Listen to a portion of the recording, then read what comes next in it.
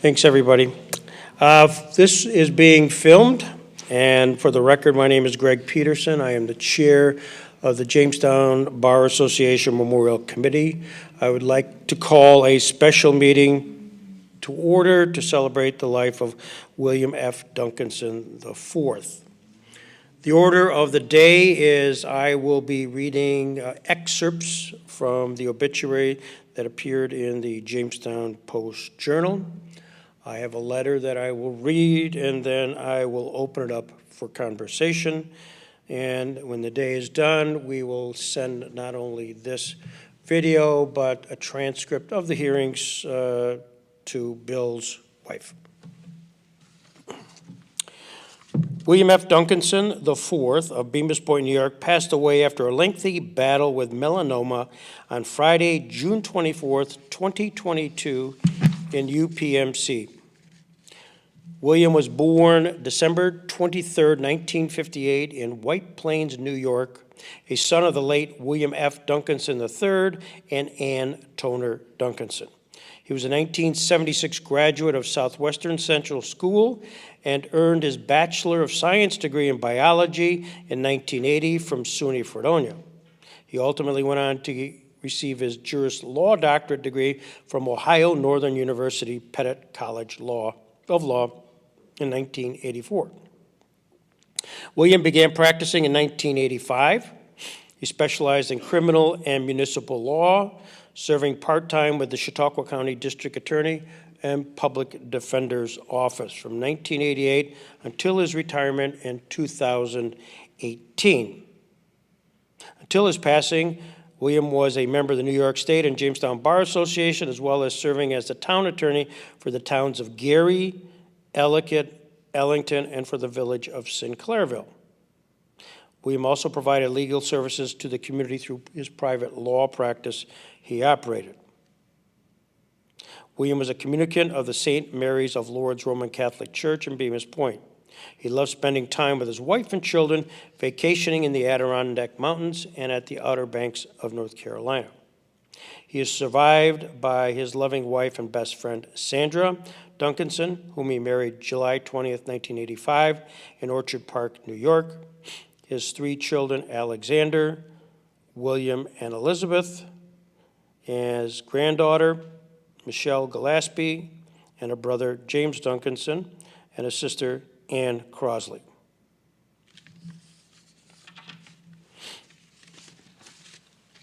Dear Greg, I'll be out of town with family on July 29th, 2022, and regrettably unable to attend the memorial for Bill Duncanson. I respectfully request you include this letter in the record of the meeting. For the first 10 years of my practice, I did not have much of any opportunity to work with Bill. However, at about the time Bob Van Every and I started working together, Bob effectively introduced me to Bill. Over the past 10 years or so, I got to know Bill much better, and I always held him in the highest regard. For me, Bill was a tremendous resource and also a brilliant attorney to whom I could confidently refer clients who had matters which our office could not handle. Whenever I was faced with a new issue for one of the municipalities I represented, I knew I could always get input from Bill. I cannot count how many times he was able to talk to me about some particular issue or procedure, even going so far as to send me forms he used in the past in similar circumstances. The assistance he provided me was always accurate and invaluable. Perhaps even more memorable to me, and what I may miss even more, was Bill being my go-to referral for matters we did not handle. Again, I cannot count how many times clients would reach out to my office with a criminal matter or something else which we were not equipped to handle. Knowing I could refer those folks to Bill and that they were in the best of hands was something I always appreciated. Through their conversations and referrals, I grew to consider Bill a friend, and I will sincerely and genuinely miss him. Thank you for the opportunity to share my comments. Very truly yours, Dana Lundberg. Also, for the record, I know that Rick Goodell is putting together some audio piece that we'll incorporate. At this time, I will open it up to the floor to see if there's anybody who would like to comment. Any remembrances of Bill Duncanson? Just please state your name and for the record. Good morning. Paul Andrews. I thought I'd start this off because I think I'm one of the older ones around here now, retired, but I think I came in contact with Bill initially back when he started in the DA office in 1988 from the obit, because I was trying to remember when that was. I started in the drunk tank, as we called it affectionately, in the DA office in 1984. I did all the stop DWI trials countywide, all of that, and that was under DA John Ward. And then Bill came in eventually, and he started in the drunk tank. I was happy to get out of that, and he took it over, and we had a lot of time together in the office, helping each other out. I gave him my measly experience of what dastardly defense attorneys would try to do to you during trial and everything. And we became, I think, good colleagues, okay? I really didn't know much about Bill's personal life, but as a colleague, I really enjoyed his presence and his humor, which, as I explained at one time, is kind of like a low-flying airplane, and then every now and then he comes down and strafes you with just a series of funny, offhanded remarks and everything. And so we went along in the DA office, and then I believe it was in the early 90s, he transitioned over to the public defender's office. And so all of a sudden, my colleague becomes my counterpart and opponent, because we pretty much shared the same courts, and so at least we had that basis of cordiality and everything, and we maintained that throughout our respective careers. And I always respected Bill for the cases he had to handle, for the clients he had to handle. Many a day I would be sitting in court, city court or town court, and you'd have to hear him explain to a client what was going to happen and how it was going to happen and everything. And a lot of clients, as many of you here are present, really don't want to listen and think they can run the defense at their pleasure. Bill was just an absolute stalwart in deflecting that most of the time. Sometimes he'd come back and says, he's a complete idiot. You know how Bill is, but Bill was steady, and I respected him for that. And we got a lot of cases resolved. We tried some cases. One in particular, I recall, it was a burglary dealing with an individual I really wanted to get off the street for a couple of years. And he had him, and his client wasn't listening to Bill. So we ended up in a trial situation, and Bill knew something that I was hoping he did not know. Was that my star witness, who probably was just as good as his client, probably I had subpoenaed and everything, and there was a chance that witness was not going to appear. So we went through the whole trial, and when it came time for us to find my star witness, nowhere to be found. And if I mentioned the name, everyone would go, yeah, figures, Andrews. Why would you even go to trial with a witness like that? But I did. And so the jury came back not guilty. And after that, though, Bill, this is a sign of quality. We continued on with our respective cases. The next day, it was like, nothing happened. He wasn't shouting in my face, yeah, I told you, and all that. We just went on, and it was kind of like playing, as I explained it, a game of one-on-one basketball with with a good friend. And you're not going to let that friend win, and you're just going to hit him and all that. But after the fact, you still come back, and you're cordial to one another. You can have a beer together if you want, although I never did with Bill. And I'm sorry about that. I don't even know if he drank. But I just, when I heard of his death, I was just so downtrodden to hear of how he went. And, my condolences to the family. He will always remain a big part of my professional career and many good memories. Thank you. I'm Neil Robinson, and I'm still practicing law at my age because God is making me pay for the sins of my youth. I just wish he'd let me know when I'm even, although I did have an awful good time. Bill Duncanson, whenever I think of him, we used to call him in the DA's office Dunk, and I think there's Bill in a black pinstripes suit, white shirt, and red tie, remember? Dana Lundberg's letter raises two concerns with me. Number one, what's he doing on vacation? He owes me documents. And secondly, I've been a municipal attorney for 40 years, so why is he calling Duncanson instead of me for advice? Tells you something about what he thinks about me.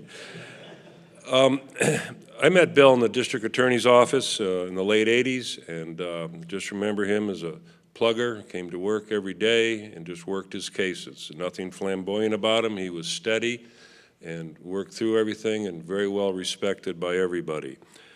In the private practice, I didn't have an awful lot of contact with him. Occasionally, I'd have a real estate deal with him, and I'd get correspondence from Bill, and it was like I was closing the deal with Lucian Ledestro. He was trained by Lucian and always stuck to that training. I had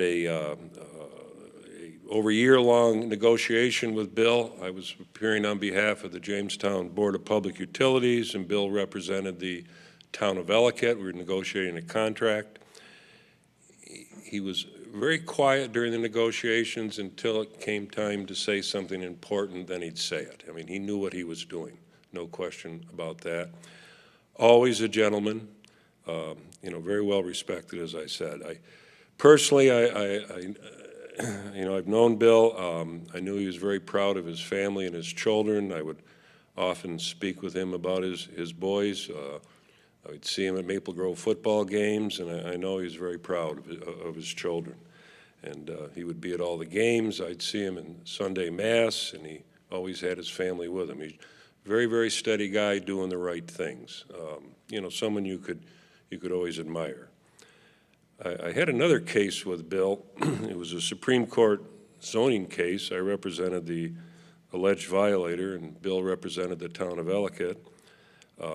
His pleadings were impeccable. He was always prepared. We finally settled the case. So I told my client it was a good settlement and worked out well for him.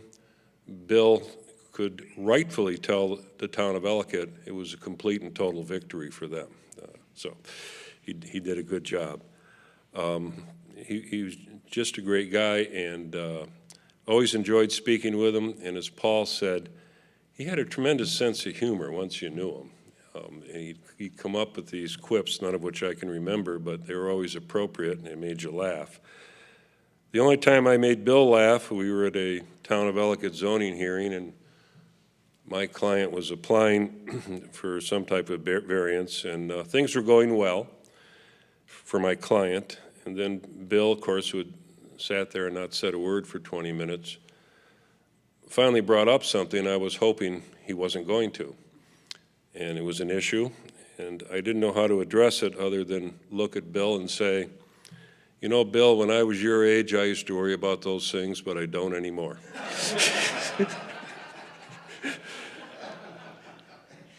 We're getting fewer and fewer lawyers in town, and to lose Bill is a loss not only to the community, but also to the bar. Thank you. I'm Steve Cass, and in 1988, when I came back to start practicing law, in the Furniture Mart building, there was on the 4th floor Art Bailey. On the 3rd floor was Lucian Ledestro, John Lamacuso, and myself. On the 2nd floor, Greg Edwards, who's here, was there with Paul Webb, Skip Erickson, and Bruce Skolton, and Park Catchpole was in there. Around the corner was John Samuelson, and on the 1st floor was Bill Duncanson and his boys, Bill and Mark.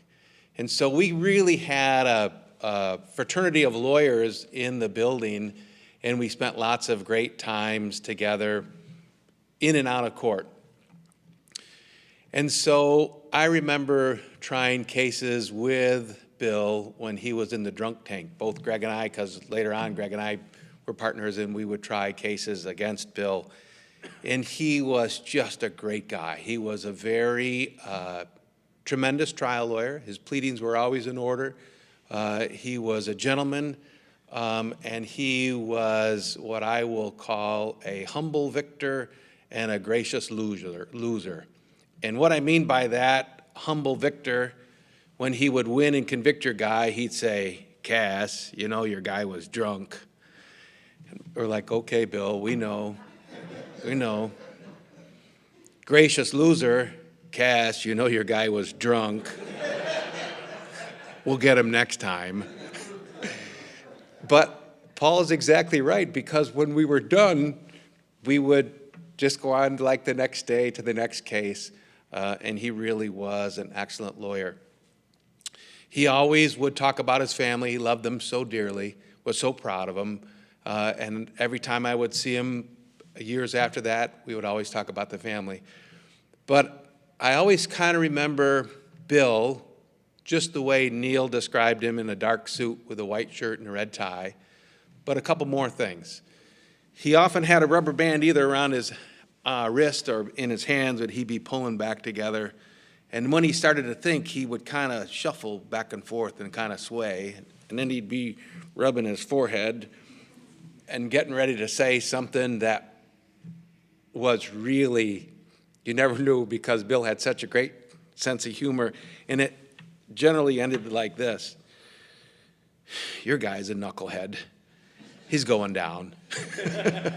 And off we go to trial. But I love Bill. And, you know, as I went through the Furniture Mart building and thought of who's still left, I thought it's so important that we get together here and honor our friends and colleagues, because so many great memories, so many great friends, and I'm just thankful to have known Bill. Thank you. It's always important to try and get out early in these events, because the memories we have are so similar and the stories are so aligned, and everything you've heard is true. My name is Greg Edwards. I had the distinct pleasure of starting practicing law almost at the same time that Bill started, and also had the distinct benefit of being hired on to work in the public defender's office. It was late in my first year, the start of my second year, and was assigned all of the Southern County other than the city of Jamestown, where Phil Calla was handling it, and he still is handling it, doing a great job. But because of that, I had the distinct pleasure of working. It was about 200 to 250 cases a year between my public defender's office and my private practice in the criminal courts around the county. And so that put me together with Bill a lot. Everything you heard is true. Steve, your comments about how he would approach a case, I can distinctly remember him rubbing his forehead and me saying, "Oh, rats, this is not going well." But to speak of his capacity, he knew the good cases and he knew the questionable cases and he knew the bad cases. And that means good cases for him and bad cases for me. And he approached them that way. He knew what justice meant. He always delivered justice. It was always fair. He knew the ups and downs of all that. And he never lost that recognition. He had emotion, And we've all seen that emotion, even though he was very stoic about it, but it was never inappropriate. I can imagine he had that same impact with his family. I recall an experience that you've alluded to, and I'll cue it up, but I regularly try and help people understand who are not in our business that sometimes it's a lot like a Looney Tunes commercial or cartoon. And you can picture the Looney Tune where the gentlemen and ladies, but we're approaching the start of their day, and one's the coyote and one's the sheepdog. And they approach where they're going to punch in the morning. Hey, Bob. Hi, Jim. How you doing? How's the kids? And then they go about spending the next half hour trying to drop anvils on each other and push each other off cliffs and that sort of stuff. But then the clip would play, and invariably at the end of the cartoon, see you tomorrow, Bill. See you tomorrow, Jim. Say hi to the family. Say hi to the family. And in the right experience that you've alluded to, that's possible. With Bill, it was always possible. It sometimes can get us in trouble. I experienced that relatively early in my career because Bill and I were in the town of Harmony. And Bruce Skolton assigned me to represent a client. It was a simple speeding ticket in town of Harmony. So I show up to represent the client, and Bill's the prosecutor. This is back when they prosecuted speeding tickets. And as the cases were unfolding, Bill and I were in front of the courtroom. And he said one of his classic quips. I started laughing. He kind of gave it the smile, and we went about the business. The next morning, as I learned, that guy's father called Bruce Skolton and ripped him up. I can't believe that your guy's in cahoots with that district attorney. I hired you to be in there to not prosecute, but to take care of my son. And they were up in the front of the courtroom laughing. And I did my best to explain to Bruce the circumstance, which he clearly understood. And the next time I was in there with that young man, we tried to straighten that out. But I tell you that to indicate that law is hard. There are days that I miss it. There's many that I don't. But Bill was an excellent litigator. He also took me to task as county executive. So he executed his work with justice there as well. And I can remember the circumstance very clearly. And he had an issue that needed to be resolved, and he believed he was right. I did my best to dissuade him from that, but in reality, he was. And so that cost the county a little bit of money. But it was the right result, and Bill handled himself perfectly there as well.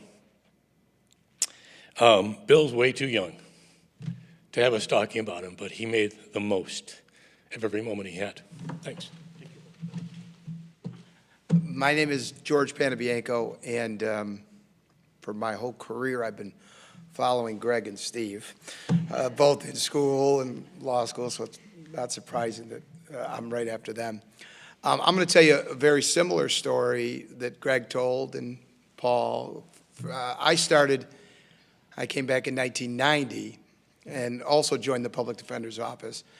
And, of course, Bill was doing what Bill did, which is litigate all those cases. And I got trained under our good friend Chuck D'Angelo. And so Chuck would scream and yell at me every day about how I needed to be tougher and I needed to be meaner. You need to go to court. You got to fight harder. And that was Chuck. And so I learned that from Chuck. And so who do I run into first was my two good friends now, which is Paul Andrews and Bill Duncanson. And for the first 3 or 4 years, we would fight every day. We would fight those cases. And he was a tremendous advocate and a great adversary, and did a much better job than me because he was a better lawyer than I was. And over time, we both knew we were on for a fight. So we used to try all those cases in all of those town courts. And then there got to a point where we handled a bunch of town courts together where the judges were local judges. I could think of the Four Corners, Clymer Minor, French Creek, and Sherman, and sometimes in Ellicott. And we would get ready to try these cases, and I would come up with this impassioned argument. And Judge, you got to, under Section 2704, you got to do this, and you got to do that, and we should win. And then the judge would look with big, wide eyes, and then he'd look at Bill, and Bill would just go.